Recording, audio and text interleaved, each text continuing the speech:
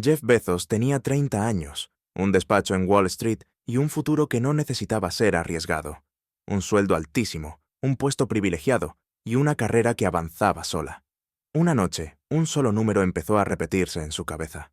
No era una idea ni un sueño, era un dato. Internet estaba creciendo a un 2300% al año. Para la mayoría era solo una estadística difícil de imaginar, pero para Bezos era una señal y también una advertencia. Algo enorme estaba a punto de pasar, y quedarse quieto podía ser el mayor error de todos. Jeff Bezos nació en 1964 en Albuquerque, Nuevo México. Su madre era muy joven, y su padre biológico desapareció pronto de su vida. Fue criado por su madre y por Miguel Bezos, un inmigrante cubano que lo adoptó legalmente y le dio su apellido. Miguel no le enseñó solo disciplina, le enseñó que el esfuerzo podía cambiar destinos. Desde niño, Bezos mostró dos rasgos muy claros: una curiosidad casi obsesiva y una necesidad constante de entender cómo funcionaban las cosas. Desmontaba aparatos no por diversión, sino porque necesitaba saber qué había dentro. La familia se mudó primero a Texas y después a Miami. Allí terminó el instituto como uno de los mejores estudiantes de su promoción. Mientras otros pensaban en trabajos estables, Bezos ya hablaba de crear, de tecnología y de futuro. Estudió ingeniería eléctrica e informática en Princeton, una de las universidades más prestigiosas del mundo, y se graduó con honores. Pero no destacaba solo por sacar buenas notas, destacaba por cómo pensaba. Siempre un paso por delante, siempre preguntándose qué vendría después.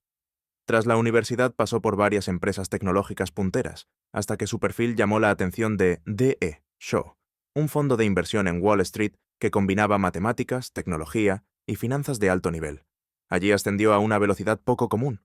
Con solo 30 años ya era vicepresidente. Tenía estabilidad, tenía poder y tenía el camino resuelto.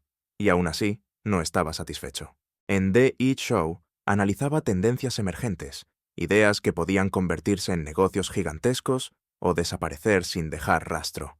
Fue entonces cuando volvió a encontrarse con aquel dato. Internet crecía un 2300% al año.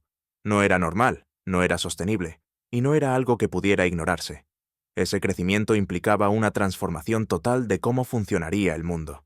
Bezos empezó a hacer una lista, negocios que solo podían existir gracias a Internet, y entre todas las ideas, una destacó por su lógica simple y brutal: vender libros online.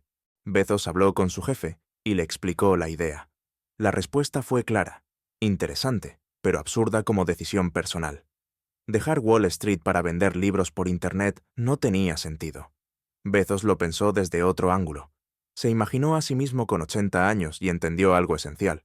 El verdadero riesgo no era fracasar, el verdadero riesgo era no intentarlo. Renunció, se mudó a Seattle y empezó de cero. En 1994 fundó la empresa. Al principio la llamó Cadabra, pero pronto cambió el nombre a Amazon, inspirado en el río más grande del mundo. La ambición estaba clara desde el primer día. No quería una tienda más, quería construir la tienda más grande del planeta. La primera oficina fue el garaje de su casa. Bezos programó personalmente la primera versión de la web y montó la infraestructura con recursos mínimos. Los libros no fueron una elección romántica, fueron una decisión estratégica. Había millones de títulos, demasiados para cualquier tienda física. Internet, en cambio, no tenía límites. En 1995, Amazon lanzó su web. El primer pedido fue un libro de ciencia llamado Fluid Concepts and Creative Analogies. Nada épico, nada simbólico, pero fue el comienzo. Los pedidos empezaron a llegar antes de lo esperado. Primero unos pocos al día, luego cientos y después miles. Desde fuera Amazon parecía crecer, pero desde dentro parecía que podía romperse en cualquier momento. Los empleados empaquetaban libros en el suelo porque no había mesas. Las jornadas eran interminables y la logística completamente manual. Y aún así, Amazon seguía creciendo. En 1997, la empresa salió a bolsa. Muchos inversores pensaron que era otra burbuja de Internet. Otros apostaron por Bezos, incluso sin beneficios claros. Durante los años 2000, Amazon creció, pero no ganaba dinero.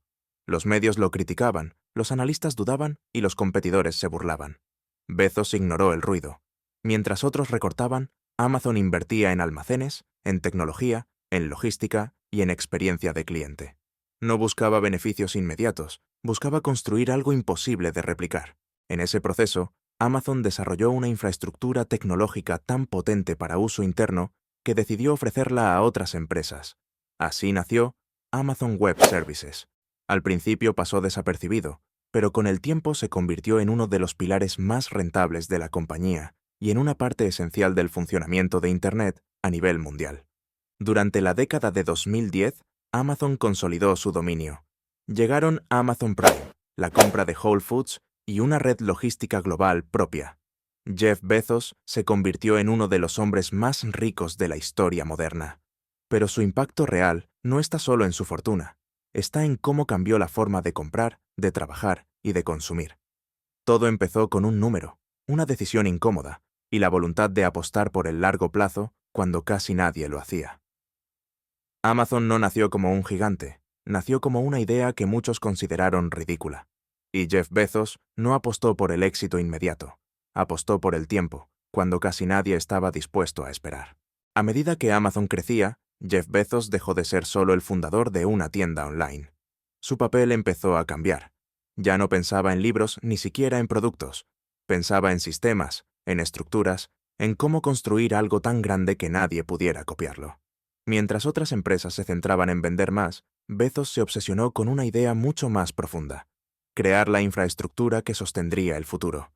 Amazon dejó de ser una tienda y se convirtió en una plataforma. Nada de esto fue casualidad. Bezos tenía una forma de pensar radicalmente distinta. No le importaba perder dinero durante años, no le importaba ser criticado y no le importaba ser incomprendido. Su obsesión era el largo plazo. Mientras otros preguntaban, ¿cuánto ganamos este trimestre?, él preguntaba, ¿qué será importante dentro de 10 años? Aceptaba el fracaso como parte del proceso y repetía una idea que se convertiría en ley dentro de Amazon. En 2021, Jeff Bezos dejó el cargo de CEO de Amazon. No porque se retirara, sino porque su visión ya estaba implantada y la empresa funcionaba sin él. Desde entonces, Bezos se ha centrado en otros proyectos, como la exploración espacial con Blue Origin, inversiones estratégicas y su propia visión del futuro de la humanidad. Ya no dirige el día a día, pero todo en Amazon sigue funcionando según sus principios. La empresa creció, pero la mentalidad se quedó. Amazon no nació como un gigante, nació como una idea que muchos consideraron absurda, un riesgo innecesario y una locura. Jeff Bezos no apostó por resultados rápidos, apostó por el tiempo. Y mientras la mayoría buscaba el camino fácil, él construyó algo que tardó décadas, pero que cambió el mundo para siempre. Y así es como una idea que muchos consideraron ridícula se convirtió en el gigante que conocemos hoy. Jeff Bezos no buscó el éxito inmediato, ni los aplausos de otros.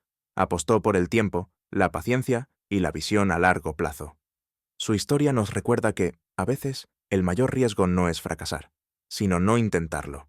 Si quieres seguir descubriendo las historias reales detrás de personas extraordinarias, no olvides suscribirte y activar la campana.